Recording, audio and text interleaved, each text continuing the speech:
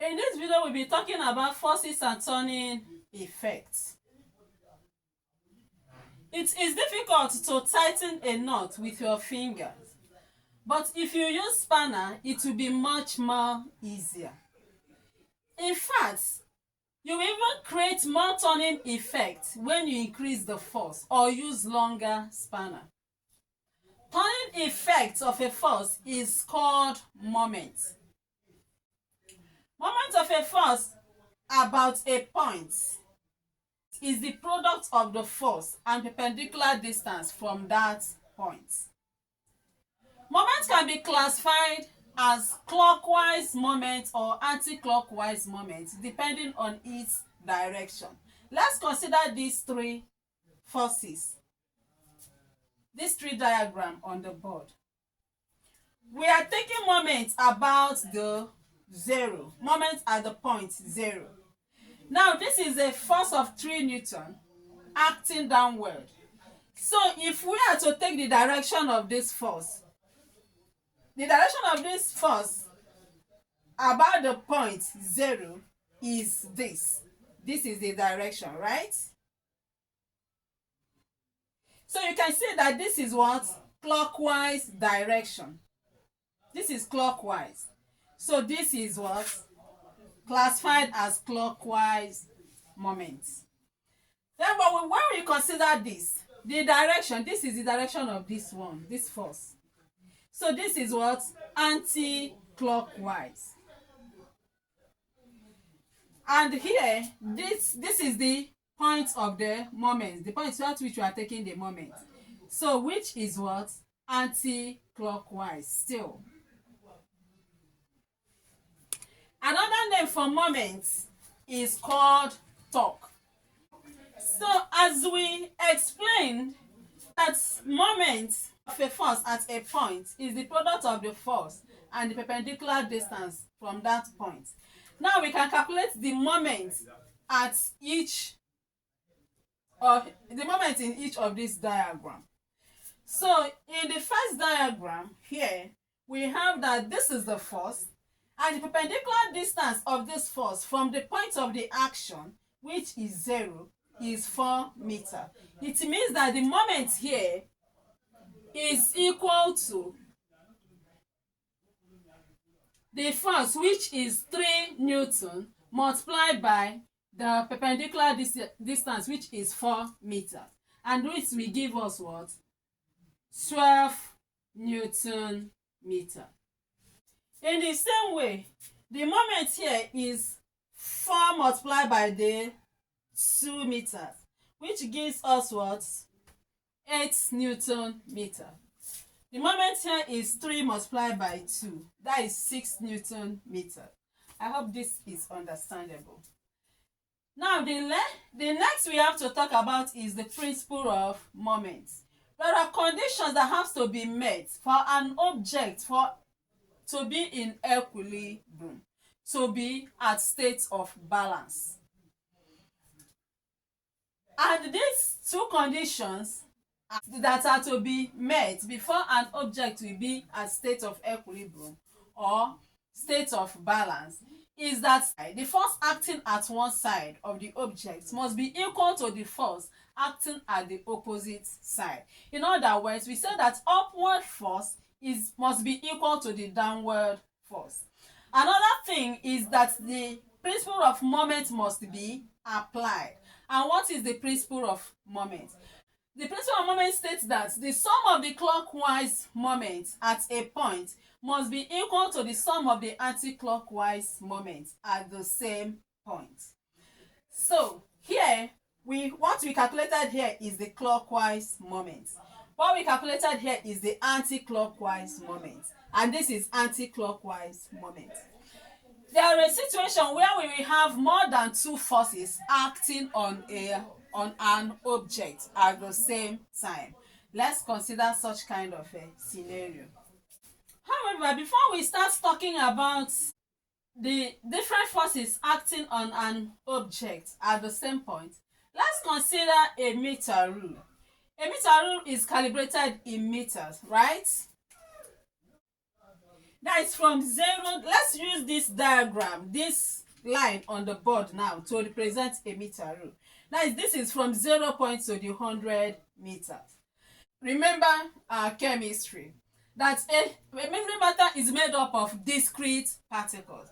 This meter rule is made up of particles, each of which has its own mass, and the resultant of this mass, individual mass of the particles, is will act at the center.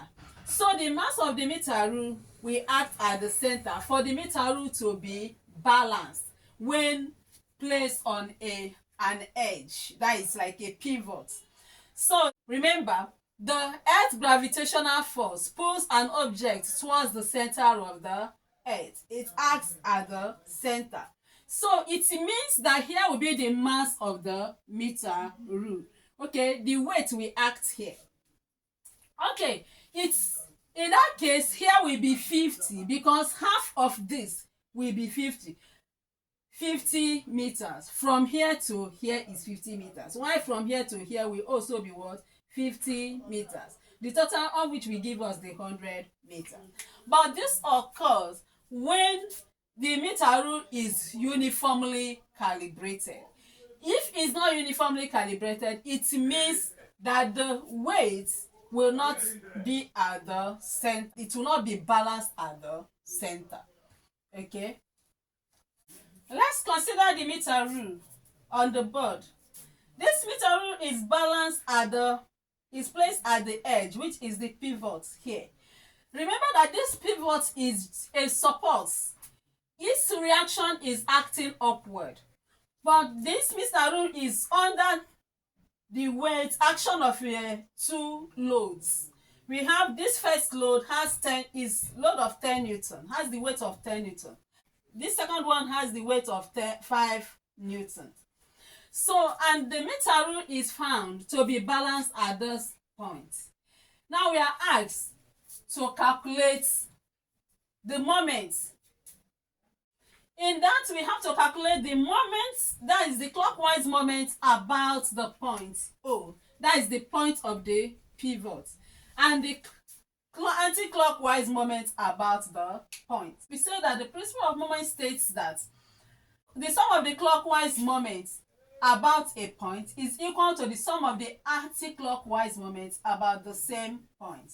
That is to say that we have that clockwise moment is equal to what? Anti-clockwise moment.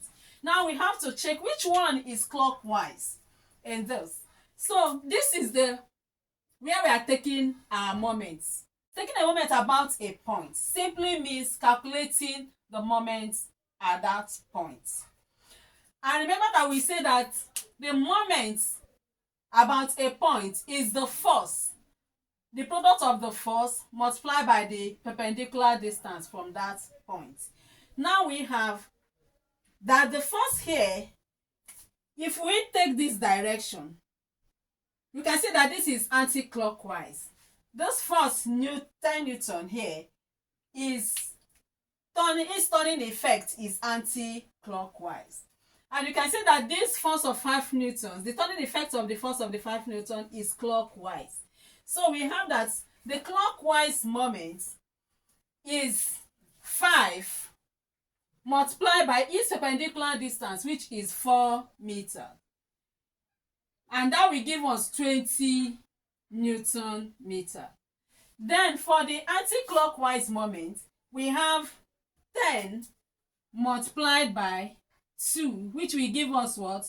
20 newton meter. You can see that the clockwise moment is equal to the anti-clockwise moment. And that's what made the meter rule to be balanced. Let's consider another example. Considering the diagram on the board, we have that the length of the meter rule is 8 meters. Calculate the moment at O. We have 3 forces acting on the meter rule: 10 newton, 8 newton, and 3 newton. These 3 are acting downward, while that's the reaction of the pivot, that is the knife edge, is acting upward here. But because we are taking moments at this point of the pivot about 0, that has nullified the effect of that the upward reaction, because it did not travel any distance there. So the moment about the pivot is 0.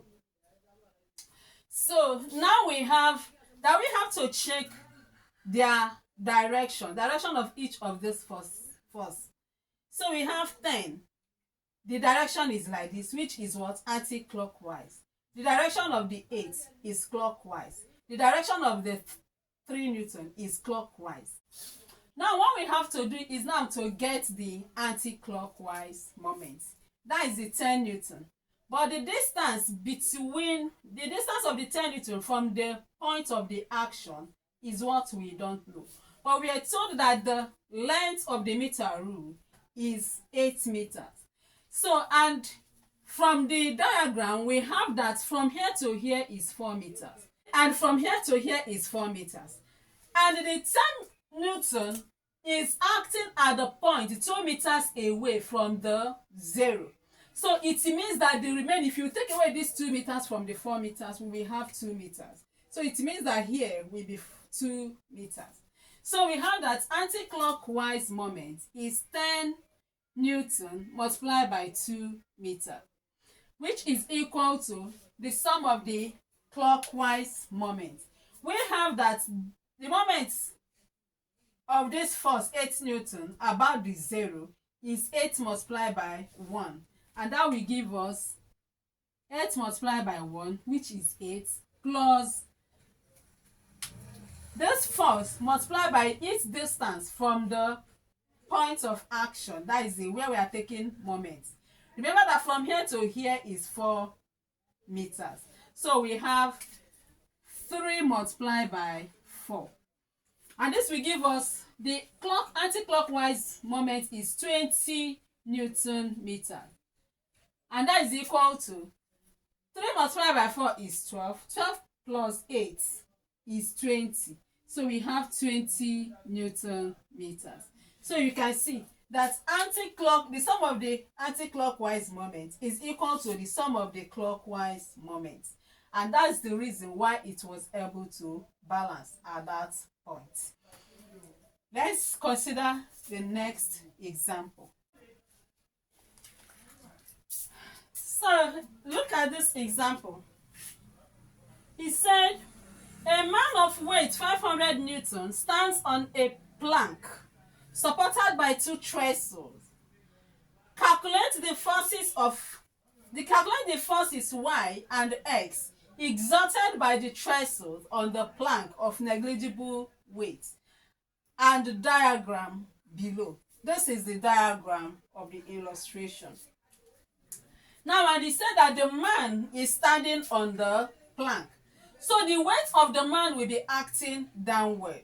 The plank was supported by 2 trestles at the points A and B. So the reaction of the trestle at the point A is the x, while the reaction of the trestle at the point B is the y. And this reaction is directed upward because it's a support. That means the weight of the man is acting downward, while the trestle is supporting the plank by opposing the weight of the man. Okay. What it asks us to calculate is the reaction of the trestle at the points A and what? Y, which are the x and y. Okay, what do we have to do here? If we take moments at this point, then it means that we will have 2 unknowns. Because if you are taking moments at this point, we will have this. This will now be anti-clockwise. Okay, this will be clockwise moments. But we don't know the weight of this trestle A. And we have to say clockwise moment equal to anti-clockwise moment. So in that case, we don't know the weight of the trestle A, and we don't know the weight of the trestle B. So if we say this is equal to this, we have 2 unknown, which we will not know how to solve. I think what we have to do here is taking moments about A or about B. If we take a moment about A, we will be able to get rid of one unknown so that we will have one unknown which we can solve for. Now let's consider that. If we've taken a moment about the point A, we can say you can see that this force now, the unknown has been nullified, because remember we said moment is the product of the force and the perpendicular distance from the point of action. Now this is A. The moment at this point A, we have the force here which is unknown, multiplied by, it did not travel any distance, so the distance is 0, meaning that the moment at this point, the moment of A at this point A is 0. So in that case now we can consider other forces. There is weight of the man, which is one of the force, and this, the direction of it to the point of we are taking moment is clockwise. So we have that clockwise is equal to the sum of the anti-clockwise. Now, since the weight of the man is clockwise, let's consider that. We have the weight is 500 Newton multiplied by the perpendicular distance from the point of the moment, that is the action. So we have the distance is 2 meters. So we have 500 multiplied by 2 is equal to the anti-clockwise. Which one is the anti-clockwise? You can see that this is acting upward and its direction to the point of our moment is now anti-clockwise. So this, the force B here, we don't know it. So we have B. Okay, let's call it Y. The force Y acting upward, because that's what they ask us to get, the reaction.